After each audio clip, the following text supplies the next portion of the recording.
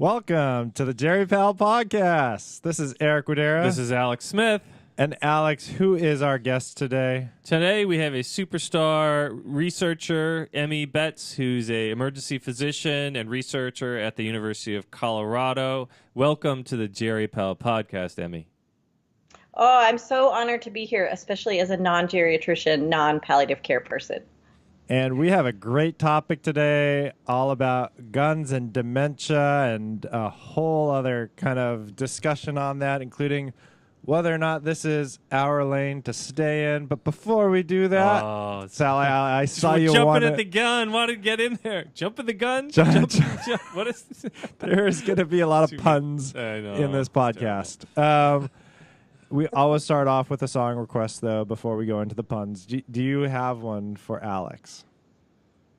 I do. I originally was thinking of a reggae song, I Shot the Sheriff, but I know you don't like reggae. So instead I went for an old cowboy hit by Johnny Cash, Don't Take Your Guns to Town. Hey, I have nothing against reggae. I could have done reggae, but I do love I this thought Johnny you said Cash. you don't do reggae. No, reggae's fine. Reggae's fine.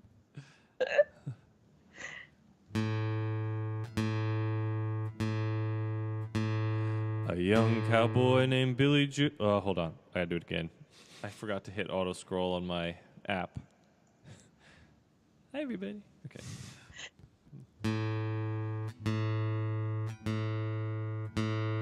A young cowboy named Billy Joe grew restless on the farm. A boy filled with wanderlust who really meant no harm. He changed his clothes and shined his boots and combed his dark hair down. His mother cried as he walked out, "Don't take your guns to town, son. Leave your guns at home, Bill. Don't take your guns to town." And we'll have more of that at the end. We usually ask people, why did you choose this song? But it seems quite appropriate. I get it, why we chose that one. I will say, though, in particular, you'll notice the mom is not saying don't own guns. She's saying just don't take them with you. And I think that is a nice way of actually framing what we're going to talk about today, that this is not about like ownership or gun rights. This is about safety and not getting shot. Okay, so what are we talking about today? How about we start off with, a big event, I would say, that would kind of blew up in social media. Mm-hmm. Is this, what's the hashtag? This is our lane. This is our lane. So, yeah, Emmy, do you want to set this up for folks? How did this happen? Is this about carpooling on the freeway? So it was on, I think it was early November. So the Annals of Internal Medicine published like a new sort of position paper from the American College of Physicians about firearm safety. And in response, the NRA tweeted out this tweet about how, I believe the words were, self-important physicians should stay in their lane and shouldn't be talking about firearms. Yeah, self-important anti-gun doctors to stay in their lane. Right. Mm-hmm.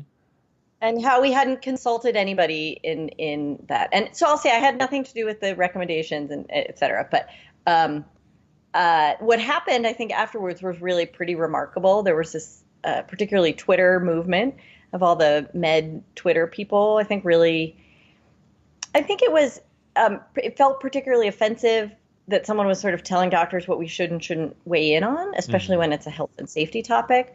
And I think it happened to come at a time when there's been this sort of growing movement and engagement by physicians about the importance of looking at firearm injuries as a public health problem. And so I think these things sort of crashed at the same time. And then a lot of people were tweeting out sort of photos, somewhat gruesome photos of what they see in their clinical realm, bloody scrubs and things, about how it impacts us as providers too. So it's been pretty remarkable to see what's happened with it. And you had a New England Journal perspective about this piece. You were one of the authors on this piece, and it actually has images of the phones with some of the tweets. And I'm sure many of our listeners who tend to be social media savvy are probably familiar with some of these Twitter images. And that For those who are not, we will have a link to this New England Journal article on our podcast, as well as the other articles we'll be talking about today. Mm-hmm.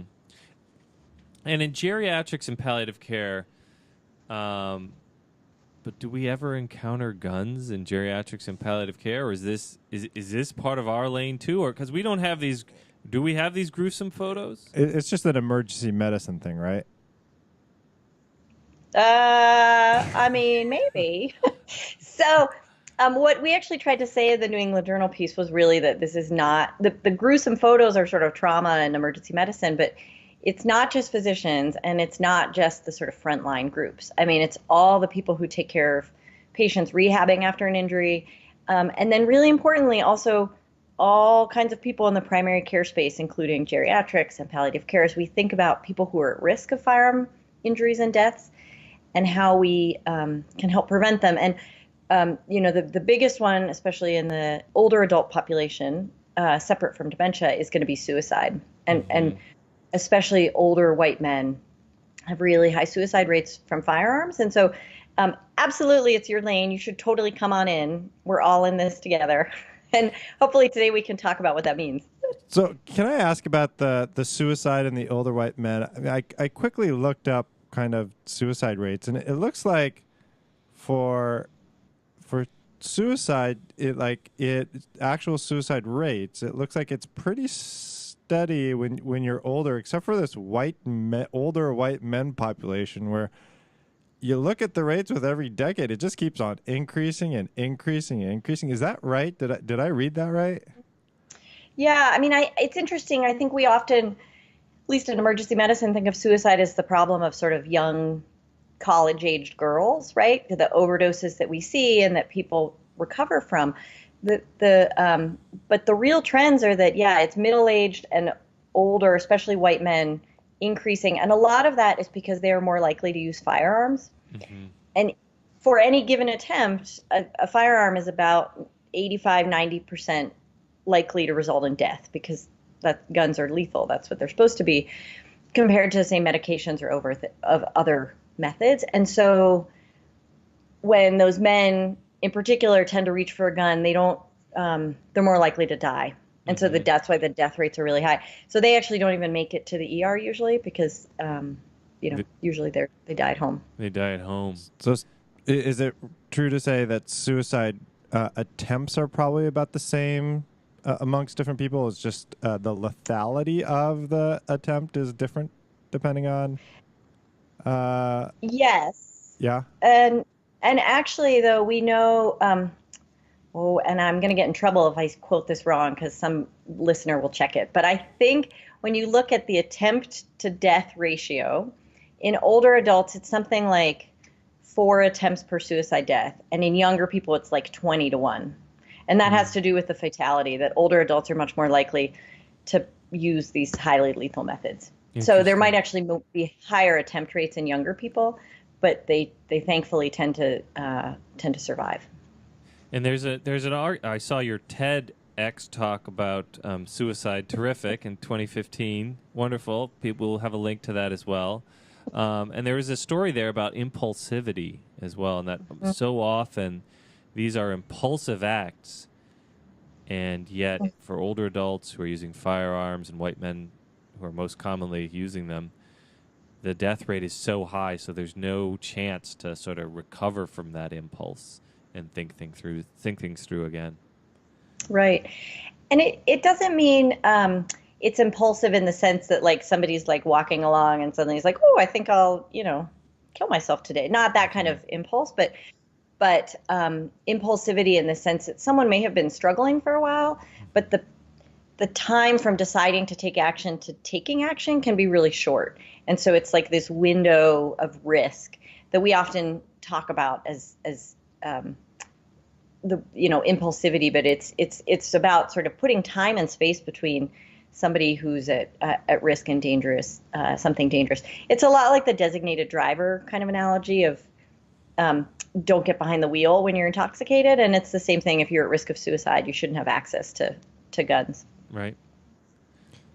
Go ahead, Alec. Well, so maybe we should transition to talking about the main topic of today, which is dementia and guns. And I wonder if you could tell us a little bit about what got you interested in this particular angle. Yeah, and I will say we've been working on this now for over a year, so this predated the This Is Our Lane stuff. I do a lot of work related to driving and driving retirement in older people and how people make those That's an easy problem decisions. to solve, by the way, isn't it? Yeah, I totally fixed it. Yep. Right. Oh, wait. So after you fixed that, you thought, what am I going to do next? Guns. I'm going to do That seems easy. Yeah, dementia and guns. Well, actually, I went from driving to suicide and guns, and then I was like, I'm just going to throw dementia in there, too. Like, let's just shake it all up. Somebody once said to me that my work is about difficult conversations, which, like, it kind of is, actually. But there are really interesting similarities between conversations about, is it time to hang up the car keys, and sort of what do you do with somebody's firearms? You know, they can both be really linked to somebody's sense of self and independence and all of that. And so but they're also potentially safety issues. Mm-hmm. And clinically, has this come up in your practices in emergency medicine or for your colleagues? Yeah, so it has come up at least once for me when I, had an older man who had dementia and was brought in from home by family for sort of not safe at home globally anymore. And we talked about it. They had actually already locked up his firearms. Mm-hmm. What I have heard from lots of people in the outpatient space, though, is that this comes up all the time in dementia care clinics, especially at the VA. Yeah, I mean, the stories I hear the most are actually the people who go into people's homes, including home-based primary care. Like this is a big topic. Right. We were just interviewing a physical therapist who happens to be from Colorado today for our research program. He's doing a PhD at University of Colorado. And he said, "Oh yeah, at our VA, I go to do therapy in people's homes, and there's the gun, right there. You kind of sit next to him while he's talking to the person. So common. Do we have some empirical data about how common gun ownership is among people with dementia? So yes and no, and I will put in a plug for any of your listeners who have any data or are interested. Like, please get in touch because we would love to know more what's happening in different places around the country. Overall, when we look at older adults separate from dementia, we estimate that about 50% of people live in a home with a gun. That's because about a third of older adults own a gun, and another 12% don't own one but live in a home with one. Mm-hmm. So like roughly 50%. There was a study in 1999 in a dementia clinic where 60% of the patients had access to a gun at home. And then there was a 2015 study in a different clinic where it was like 18%. Mm. So somewhere between 0 and 100% of patients. So it's really hard to know, but I think we definitely know it's a real thing that people are facing, and we need more numbers for sure.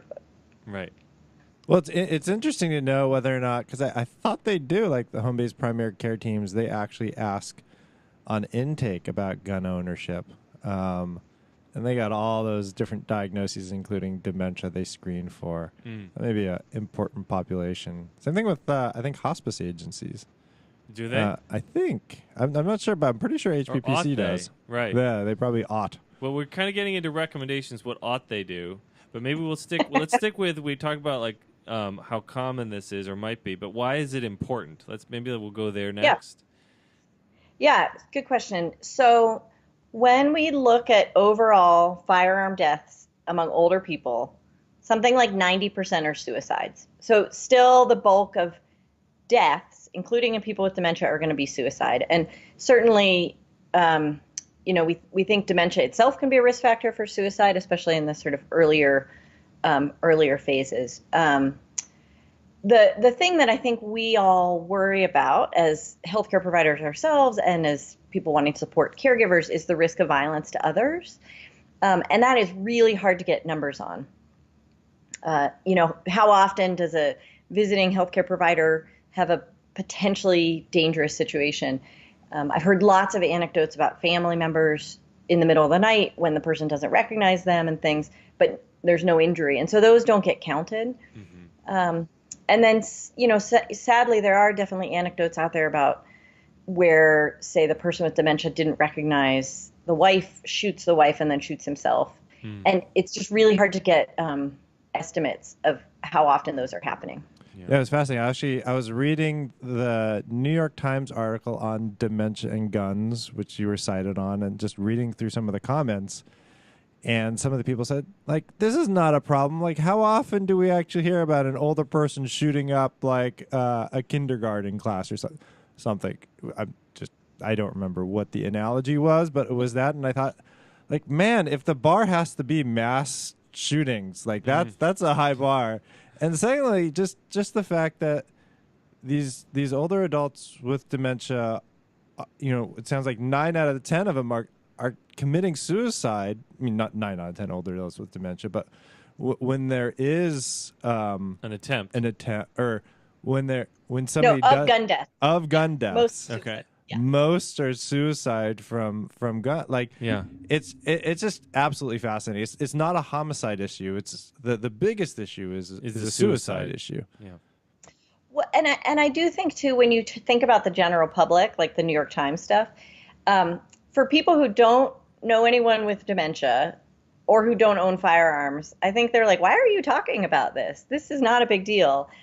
But when you talk to people who work in the dementia space or who have a loved one and have firearms, like, this is an emotionally very difficult decision, I think. And that's why we're focusing on it.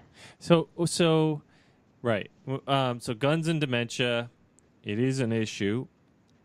Is there some pushback here? Like, if I have dementia, I want to be able to take matters into my own hands and end my life. And that means I should have a gun available to me because that's the best way to end my life. That was actually, I think, the first comment I read on that New York Times article is, we have no other, helpful means to end our lives. And, like, unless something happens, like, this is one of them. Right. So there is this argument out there. What do you make about this argument, Emmy? Oh, it's such a tough one, right? Because I think this is where you start blurring into this sort of philosophies about end of life and death with dignity, or sort of if you have some kind of terminal illness, and whether suicide is right or wrong. And I am not the one to solve that problem today. That's the next step for you.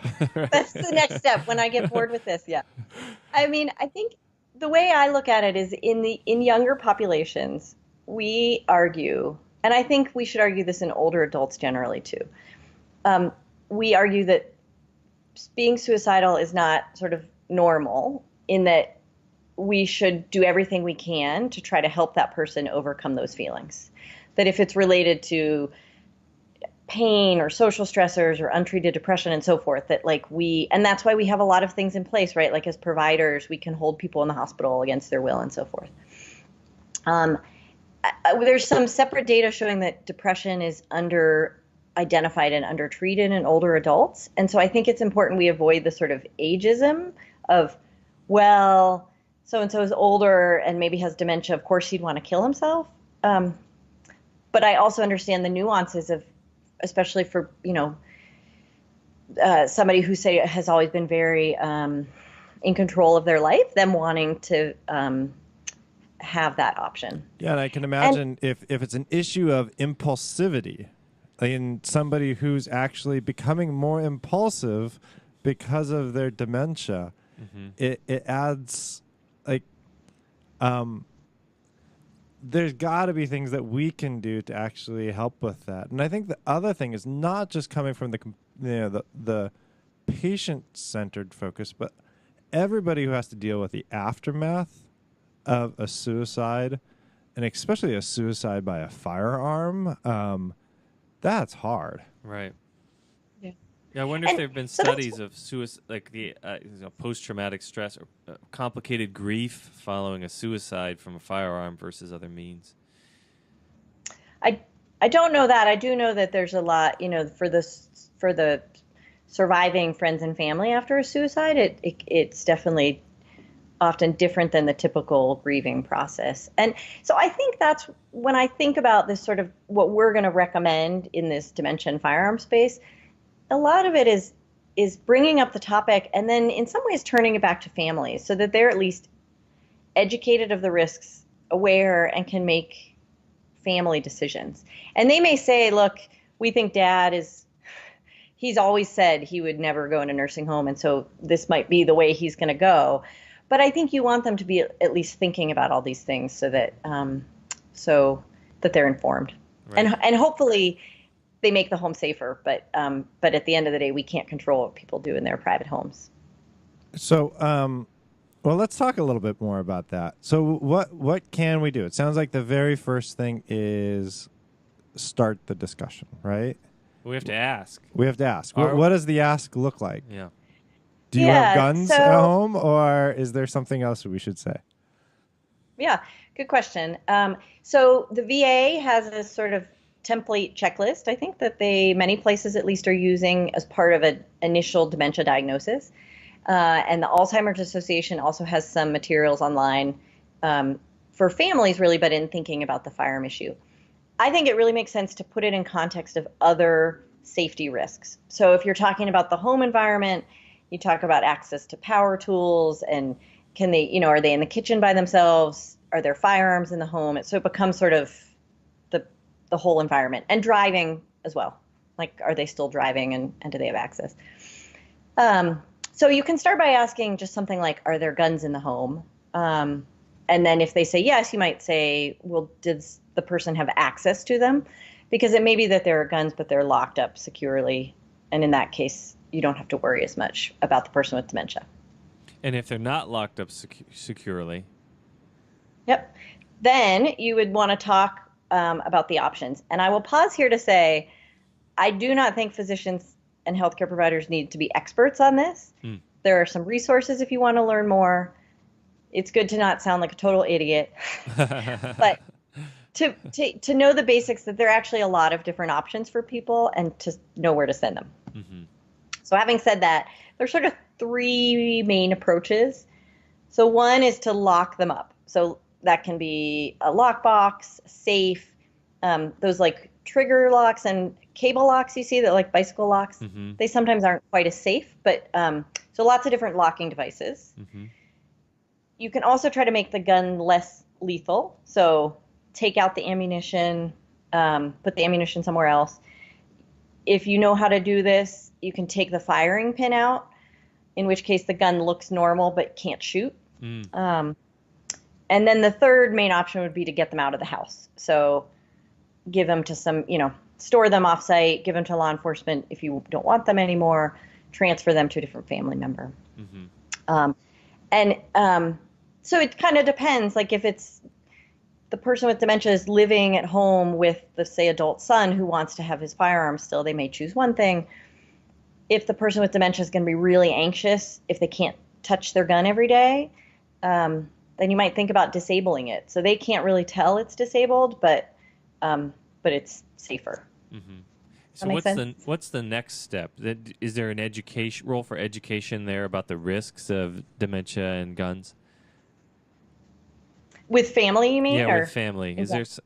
Oh, for sure. Sorry. Yeah, as part of that conversation, I think it would be sort of explaining what the various risks are. So we talked about suicide a bit already, and I think then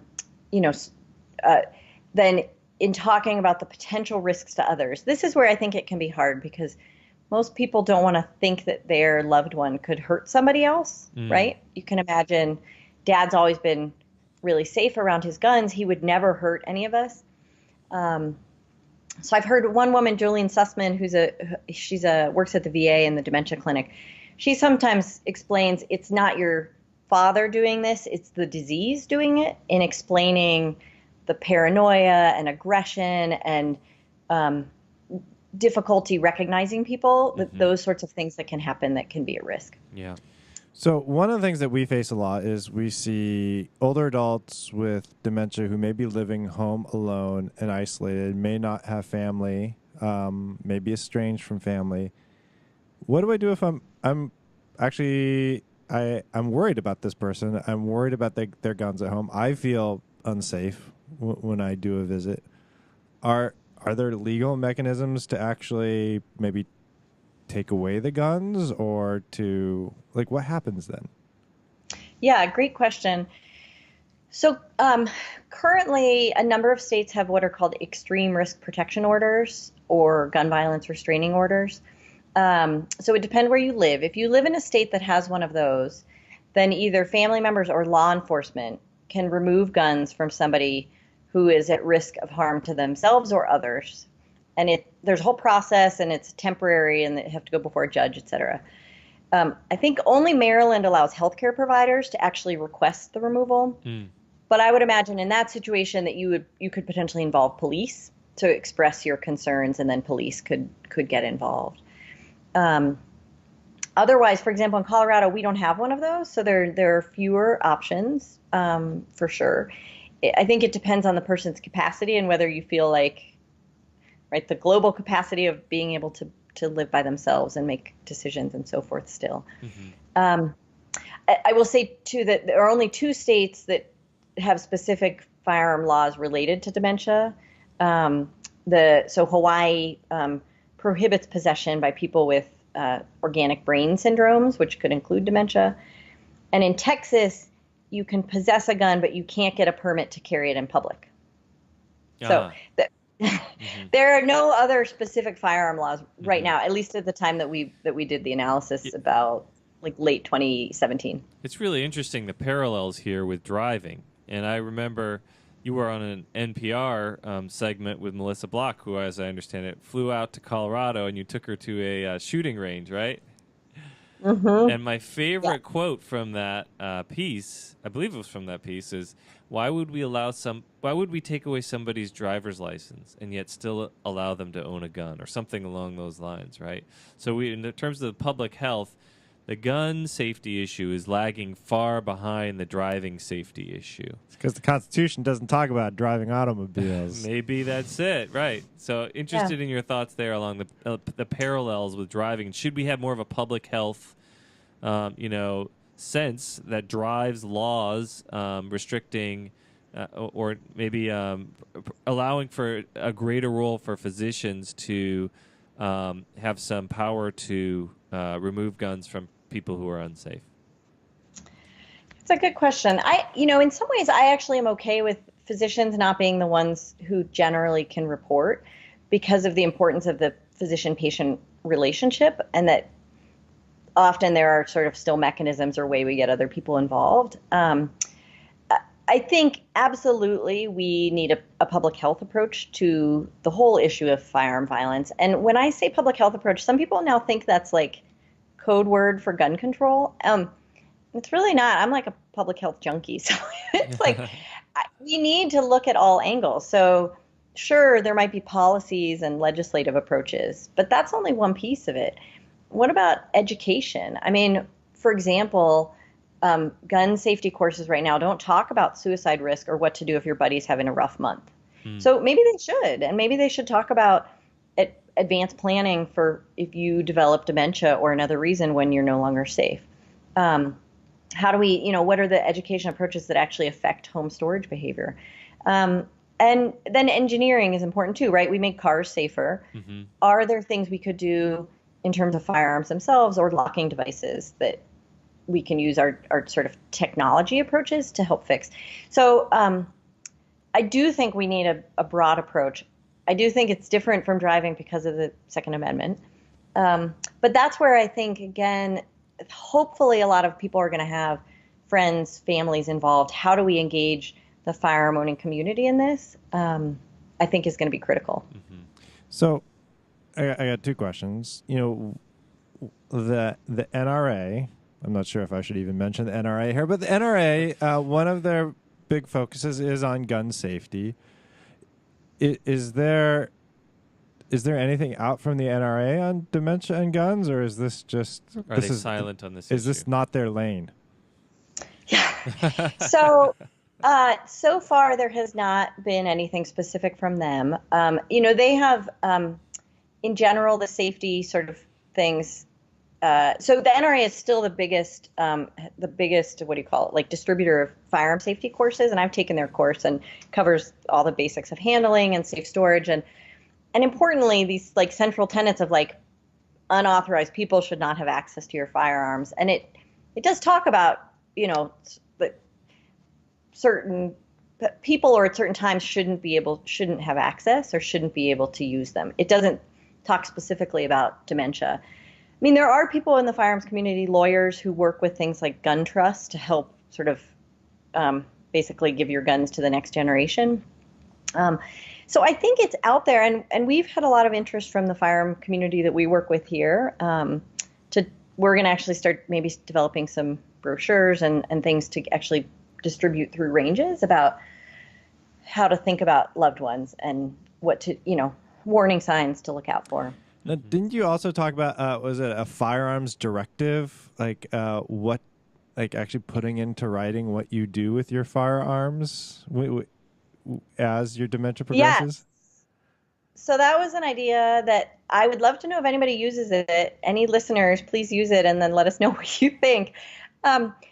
There's a similar thing for driving, and to me, it's a conversation starter, right? It's not legally binding, but would it help just to get families thinking about it? So early stages of dementia or cognitive impairment, or just pick an age, you know, hey, Dad, when the time comes, like, who do you want to have your guns? To start thinking about it. Or if you became impaired, like, who would you trust to tell you about that? Or maybe it's a friend. And you know, it's one way potentially to start the conversation. Mm-hmm. And I'd love to know if it works. Right. Or if you became impaired, who should have your guns in that case to hold them for you? Yeah. Mm-hmm. I want to give a shout out to Alzheimer's San Diego, which is a local organization that they're doing some really cool work partnering with a big range out there, both providing dementia information to the range, but then they've also had now some firearm training for their employees who do a lot of Alzheimer's related work to help them basically be able to have better conversations with families about this. You know, the thing I love just listening to you, it's you're really not taking a stance that, well, I'm going to go back to the quote. You're not a self-important anti-gun doctor. Right. Is that you're not anti-gun? You actually want to work with the gun community. You're actually involved in it. It sounds like you're taking safety courses. Like, you're well versed in this, and it's about relationships and partnerships. I mean, that's my take. So I'm open about this. I'm not a gun owner myself, and I probably won't be, just because of my lifestyle and I don't really feel like I need one. But I really feel like, especially as healthcare providers, we need to meet our patients where they're at. And this is it's a cultural factor in this U.S. that it's not. There are a lot of ways to help people be safe. One of them is to not have any firearms at all at home, but there are other options too. And how do we help people make patient-centered decisions to promote health and safety? Like, to me, that's what this should be about. That's terrific. I wanted to also just make sure that we've covered enough about your interactions with the gun shop owners as well, because it sounds like they're thirsty for this. They recognize this as an issue, and you know, maybe they sold guns to people and wondered, should I be doing this? I'm worried about this person. How do I screen them for dementia? Is that my role? Yeah, all good points. And I think for listeners who are wondering, people who work at gun shops absolutely have the right to refuse a sale for any reason, really. And so there's been a lot of work over the past decade in the suicide realm of partnering between public health professionals and gun shops around suicide prevention and sort of recognizing warning signs for that and educating gun owners through gun shops. Including now a national program from the Firearm Trade Association and a national suicide prevention group. So I really hope that the dementia thing can be like the next piece of that. Like, how do we get information out to family members, to ranges, to help people proactively make these decisions? Now, what do you say to the person who says, this is just a ruse, the first step in people trying to enact gun control? Like, you pick a problem that just, and I see this in the comments, that is we don't even know if it's a problem. It sounds like you think it's a problem, but it's really a ruse for a larger gun control government taking away my rights. Yeah, and I hear it a lot, so I'm sort of used to it. I mean, I think I would say, so I'm not trying to claim this is as big an issue as some other of the like when you look at the firearm injury pie, this is a very small segment. But for families dealing with this, it's a big deal. And so I would argue that makes it important. And, you know, I guess I just try to keep repeating the same things over and over again. Well, first of all, I would hope we can all agree that someone with significant dementia shouldn't have access to lethal things. I mean, like, I hope that that safe gun owners would agree with that too. Responsible gun owners say, of course, like, you need to be responsible. And so I think it's incumbent upon us doing this work to keep reiterating that it's not about confiscation. And there are probably going to be people who all will not believe that, but it takes time to build up trust and relationships. And so we'll just keep at it. It's great. Anything else you want to talk about, Emmy? No, I just reiterate, if listeners have thoughts, experiences, et cetera, data, like, please get in touch, because it's a growing area and we'd love to know what's going on. There's a lot of work to be done in this area. And it sounds from a practical standpoint, as far as like the key take home I'm gonna remember from this is, as a practicing clinician, when we're making a diagnosis of dementia, at the very least we should be asking about guns and gun safety and gun storage, and maybe also thinking about, like, does it like a Firearm Directive, like starting to think about what would you do as your dementia progresses, and involving caregivers and family members seems like a good start. Is that right? I think so. And again, remembering, put it in context of other safety issues. So it's like, hey, we're going to talk about the home and driving and all these things. And one point I didn't make that is very important. There are no state or federal laws right now that prohibit healthcare providers from talking about firearms with patients. People sometimes think that there are. No, like, it's okay. You can do this. It's legal. So that whole Florida fiasco, like, forget it. Forget it. Alex is looking confusing. In Florida, what happened in Florida again? Wait, I guess a lot of things happened in Florida. Yeah. So in Florida, there was a law that said physicians couldn't talk about firearm safety, although there actually were specific clauses of, like, when someone was at imminent risk of self-harm. It went to the courts, eventually was struck down, was not in effect. There's no other current state law, no federal laws. So it's okay. Go stay in your lane. But remember, it's not about politics. This is about how do we help people, right? You guys in geriatrics and palliative care, you're the masters of, like, patient-centered care. So embrace it. That's right. It's great. That's terrific. Thank you so much, Emmy. This was awesome. Yeah. How about we end a little bit more of that Johnny Cash song? A little bit more Johnny Cash.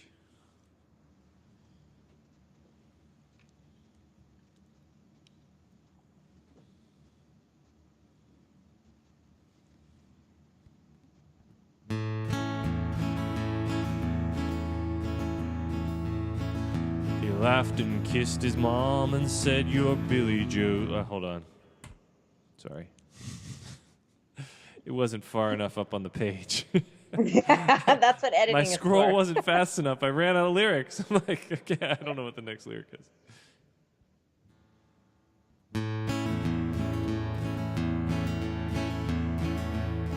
He laughed and kissed his mom and said, "Your Billy Joe's a man. I can shoot as quick and straight as anybody can. But I wouldn't shoot without a cause, I'd gun nobody down."